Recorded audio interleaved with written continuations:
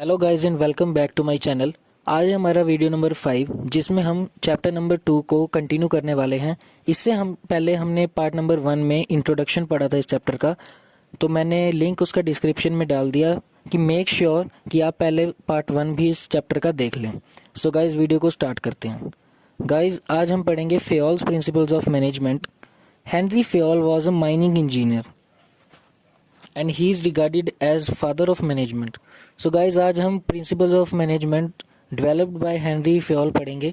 First है guys division of work and specialisation. Instead of assigning the entire work to one person, divide the task between different persons according to their qualification, competence and experience.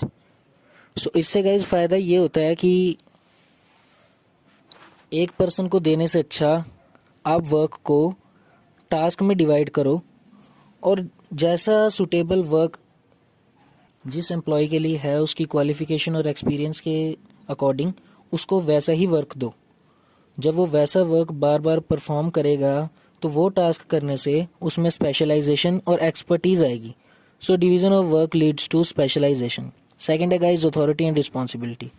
Authority होता है guys right of a superior to give orders to his subordinate, and responsibility यानी कि जिम्मेदारी, obligation to carry out assigned job on time. ध्यान रखना किसी भी organisation में ना तो ज़्यादा अथॉरिटी और ना ही ज़्यादा रिस्पॉन्सिबिलिटी फेवरेबल सिचुएशन होती है कभी भी।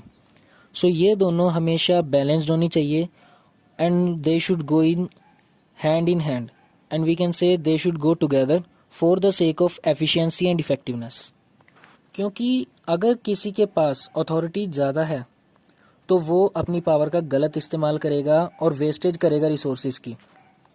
अगर फाइनेंस डिपार्टमेंट के पास ज़्यादा अथॉरिटी है तो वो अपने फाइनेंस को ज़्यादा वेस्टेज करेगा। ये पॉसिबल सिचुएशन हो सकती है।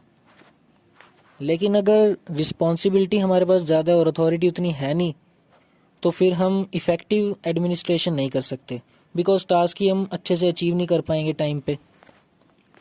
फॉर एग्जाम्पल, अगर प्रोडक्शन डिपार्टमेंट के पास ये रिस्पॉन्सिबिलिटी दी गई है कि वो 100 यूनिट्स पर डे प्रोड्यूस करेंगे, तो एट द सेम टाइम उन्हें ये अथॉरिटी भी दी जानी चाहिए to draw the tools from tool box. So इन दोनों में गाइज हमेशा बैलेंस रहना चाहिए। नेक्स्ट है गाइज थर्ड है हमारा डिसिप्लिन। डिसिप्लिन यानी कि अनुशासन, रिस्पेक्ट करना अथॉरिटी का, obedience and following with rules and regulations in the organization. Discipline is essential for smooth running of the organization. और ये इंपॉर्टेंट है गाइज मैनेजमेंट के लिए भी और एम्प्लॉयज़ के लिए भी या वर्कर्स के लिए भी, क्योंकि अगर सभी अच्छे से डिसिप्लिन फॉलो करेंगे तभी गोल्स को अचीव कर पाएंगे। फोर्थ है गाइज यूनिटी ऑफ कमांड, कि एक टाइम पे एक सबऑर्डिनेट को एक ही सुपीरियर ऑर्डर दे। फॉर एग्जाम्पल, कि एक सेल्स पर्सन को ये ऑर्डर दिया उनके सुपीरियर यानी कि मार्केटिंग मैनेजर ने कि 15% डिस्काउंट आप दे सकते हो बायर को, और eight the same time finance department कह रहा है कि 10% से ज़्यादा आपने डिस्काउंट देना नहीं। सो इस सिचुएशन में गाइज बहुत ही ज़्यादा कन्फ्यूज़न हो गई और ये उसके लिए बहुत ही डिफ़िकल्ट हो गया चूज़ करना कि वो किसकी सुने। So guys it is necessary that to avoid confusion dual subordination should be avoided और यूनिटी ऑफ कमांड फॉलो करनी चाहिए। फिफ्थ है गाइज यूनिटी ऑफ डायरेक्शन, कि सभी यूनिट्स को एक ही डायरेक्शन में with the same objective with focused and coordinated efforts move करना चाहिए। इससे कोई भी किसी के दिल में भी, कोई भी किसी के ब्रेन में भी ये कन्फ्यूज़न नहीं रहेगी कि हमें करना क्या था। अगर किसी ऑर्गेनाइजेशन में फॉर एग्जांपल 2 यूनिट्स हैं, 2 डिवीज़न हैं, एक डिवीज़न है जो मोटरसाइकिल प्रोड्यूस कर रही है और दूसरी डिवीज़न है जो कार्स की प्रोडक्शन कर रही है। सो गाइस जो कार्स के डिपार्टमेंट वाले हैं उनका मेन फोकस सभी डिपार्टमेंट के सभी मेंबर्स का यही होना चाहिए कि वो मैक्सिमम प्रोडक्शन करें कार्स की, और जो मोटरसाइकिल वाला डिपार्टमेंट है उनका होना चाहिए एम कि वो मैक्सिमम प्रोडक्शन करें मोटरसाइकिल की। ये दोनों एक दूसरे के रास्ते में आने नहीं चाहिए, यानी ओवरलैपिंग नहीं होना चाहिए।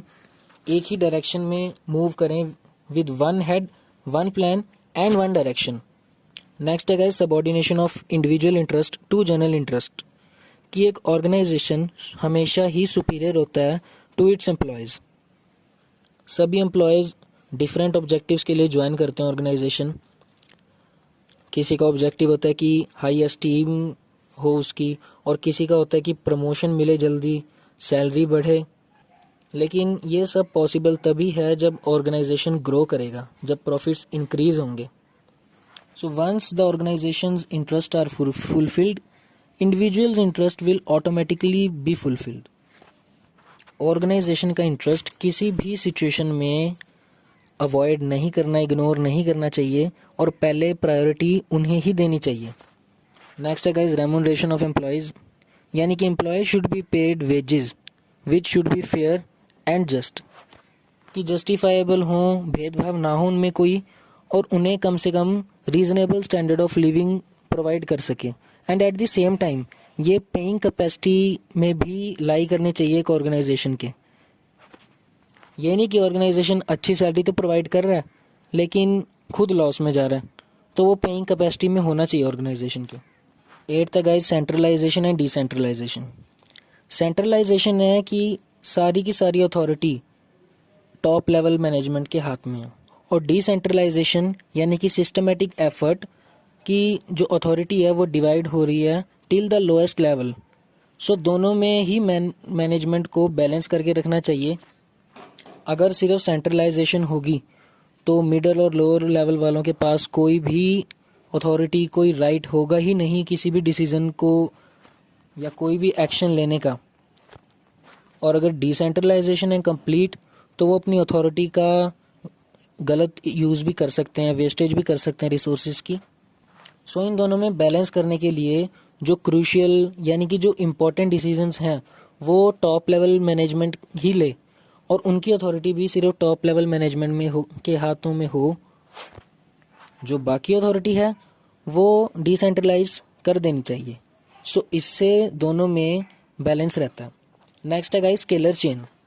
स्केलर चेन यानी कि फॉर्मल लाइंस ऑफ अथॉरिटी, जो हाईएस्ट टू लोएस्ट रैंक यानी कि flows from top to bottom. ये आप डायग्राम में देख सकते हैं। ये एक चेन होती है जिसमें कम्युनिकेशन फ्लो होता है टॉप टू बॉटम।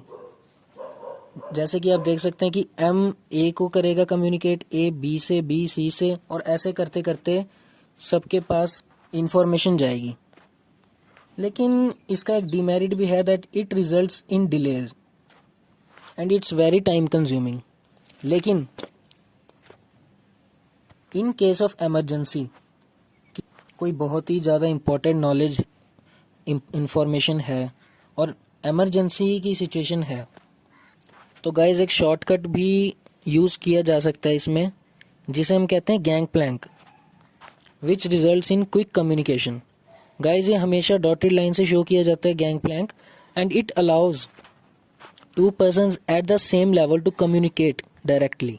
यानी कि दो डिपार्टमेंट के हेड हो गए, यानी कि उनकी अथॉरिटी सेम है, वो सेम लेवल पे हैं, तो उन्हें कम्युनिकेट करने की परमिशन होती है। नेक्स्ट है गाइज ऑर्डर, कि order of man and material, her tool का और हर एम्प्लॉय का एक पर्टिकुलर प्लेस होना चाहिए। यानी कि अगर कोई हेड है तो उसका एक ऑफिस होना चाहिए, ताकि सबको पता हो कि अगर हमें उनसे कोई मीटिंग करनी है या कुछ भी परमिशन लेनी है तो हम डायरेक्टली उनके ऑफिस जा सकें, या अगर हमें कोई टूल लेना है तो टूल बॉक्स से हम वो ले सकें, ड्रॉ कर सकें। नेक्स्ट है गाइस इक्विटी, कि मैनेजर्स को हमेशा ही फेयर और इम्पार्शियल होना चाहिए, और किसी को भी अनड्यूली फेवर नहीं करना चाहिए और ना ही पनिशमेंट देना चाहिए, जब तक कि कोई मिस्टेक ना हो उनकी। अगर कोई लेजी एम्प्लॉय है और अगर वो रिलेटिव है किसी मैनेजर का, तो ये नहीं कि उन्हें फेवर मिलना चाहिए, no this is not right. उनके साथ भी वैसा ही पनिशमेंट उन्हें मिलना चाहिए जैसा कि बाकी लेजी एम्प्लॉयज़ को मिलता है। सो इससे एक ये मैसेज मिलेगा ऑर्गेनाइजेशन में कि सभी इक्वल हैं, कोई भी ऊपर या कोई भी नीचे नहीं है, सभी एम्प्लॉयज़ इक्वल होने चाहिए। 12 था गाइज हमारा stability of tenure of personal, कि मैनेजमेंट को जॉब सिक्योरिटी हमेशा प्रोवाइड करनी चाहिए उसके एम्प्लॉयज़ को। ये नहीं कि थोड़े थोड़े टाइम बाद उनका ट्रांसफ़र हो रहा है, इससे गाइज वो कभी भी किसी भी ऑर्गेनाइजेशन में या किसी भी ब्रांच में अच्छे से सेटल कभी नहीं हो पाएंगे, क्योंकि हर चीज़ में गाइस टाइम लगता है। और अगर उनका फ्रीक्वेंट ट्रांसफ़र ही किया जा रहा है तो so instead of performing well for the welfare of the organization, they will rather look to secure their job. इससे वो अपना बेस्ट कभी भी नहीं दे पाएंगे गाइज। सो इसके लिए इम्पोर्टेंट है कि उनके ऊपर ट्रस्ट किया जाए और उन्हें फ्रीक्वेंट ट्रांसफ़र्स इग्नोर किए जाएं। इससे हमारी जो ट्रांसफ़र की और रिक्रूटमेंट की कॉस्ट है वो भी गाइज सेव होगी। नेक्स्ट है गाइज इनिशिएटिव। इनिशिएटिव यानी कि taking the first step with self motivation. Workers को गाइज एनकरेज करना चाहिए कि वो नए नए सजेशंस दें और उन्हें रिवॉर्ड देना चाहिए अगर वो उनके वो सजेशंस प्रॉफिटेबल प्रूव हों किसी भी बिजनेस के लिए, किसी भी ऑर्गेनाइजेशन के लिए। उन्हें अप्रिशिएट करना चाहिए ताकि वो नेक्स्ट टाइम भी सेल्फ मोटिवेशन के साथ सजेशन दें। So a good company always maintain employ suggestion system and every company should maintain it. Last है गाइज हमारा 14th एस्पिरिट डिकॉप्स, यानी कि unity is strength. A manager should replace I with we, कि मैं नहीं हम से करे। एक टीम स्पिरिट हो और टीम वर्क के साथ प्रॉपर कोऑर्डिनेट करें सभी डिपार्टमेंट्स, ताकि गोल अच्छे से अचीव हो और एक्टिविटीज स्मूथली रन करें ऑर्गेनाइजेशन में। सो गाइज ये था हमारा आज का वीडियो जिसमें हमने फेयल्स प्रिंसिपल ऑफ मैनेजमेंट किए। इसके नेक्स्ट पार्ट में हम टेलर्स प्रिंसिपल करेंगे। Thank you guys. तो मिलते हैं नेक्स्ट वीडियो में।